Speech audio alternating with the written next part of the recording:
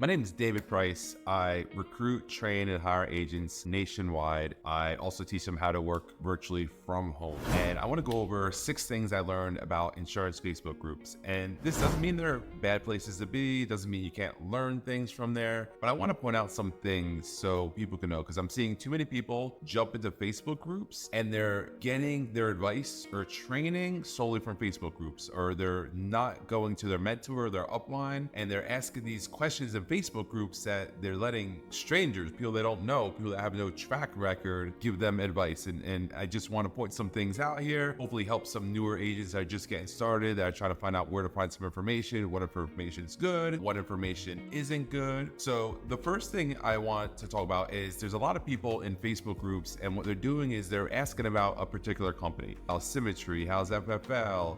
Company of the company, and I'm just naming those two. But the truth of the matter is there's no such thing as a bad company. And, a lot of times people are wondering, is this company good? Guys, if the company's in business, they're good. There's no such thing as a bad company. Some companies, they may be a better fit for some people, for sure, maybe a little bit easier.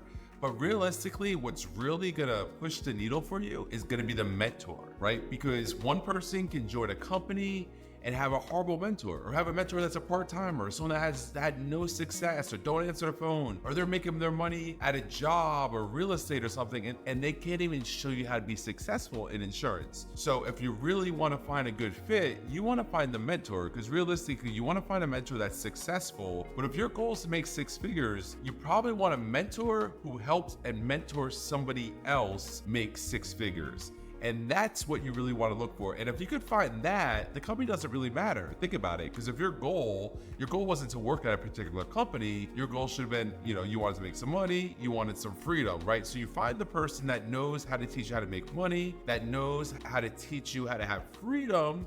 And the rest of the stuff is details that don't matter, right?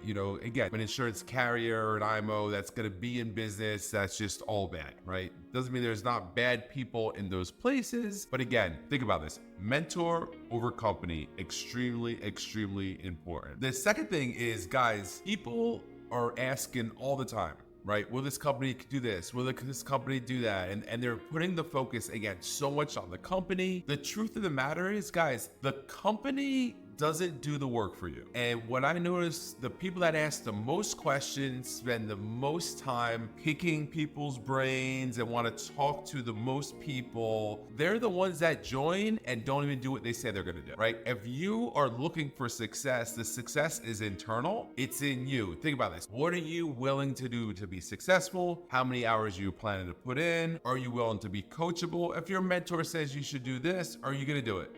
If they say you should get some leads, or you need to get some leads. If they say call leads, you're gonna call leads. If they say it's time to go to work and stop with the training videos, or you're gonna go to work, right? So the success is gonna be in you. So again, stop looking for success in somebody else. Now, if you're in a Facebook group and you're asking questions, guys, this is a big one. Typically, the ones answering the questions in the Facebook group are people that have not had success in the insurance industry. Why is that? Think about this. If you're successful in the insurance industry, you have a money printing machine, right? So think about if you're home and you got a money printing machine, but you have to be manning the machine to make the money. Are you gonna be playing around on a Facebook group? Are you gonna be answering some stranger's questions? No, you're not. You're gonna be manning the money printer. So most people that are on Facebook groups giving advice, answering your questions, guys, they're not having success. How do I know this? Because I've worked with plenty of them. I've hired plenty of them. I've fired plenty of them, right? That's how I know. Now there's some people, right? Like myself, my business is on autopilot. I have a staff. I have a lot of people that do a lot of different things. I can stay on a Facebook group. I can answer people's questions, right? Because my business is still going to operate without me. But most people aren't in that situation. So remember, the people giving you advice are probably not having a lot of success. Another thing I want to talk about, leads. Guys, so many people are always talking about leads, asking questions about leads. How much are leads? I get free leads. I don't work leads. Leads, there's no such thing as a free lead. You're either going to be taking a reduced comp, right? Your commission will be lower in exchange for free leads. And typically, if you did some math there and you're a decent producer, you're paying more for those leads than anyone else would pay for leads. Doesn't mean it's bad. It's a good place to learn. There's nothing wrong with it. Like I said, some people don't have the confidence. Some people need that. Some people still need to be treated like an employee. Typically, if you have free leads, you're gonna be treated like an employee. You're gonna be babysat, and some people need that. Now, if you're getting free leads, your opportunity to grow and build a business typically is going to be very limited, right? That's going to be the trade-off. You're probably not going to own your book of business. You're probably not going to have renewals. Again, you might, maybe it's very small.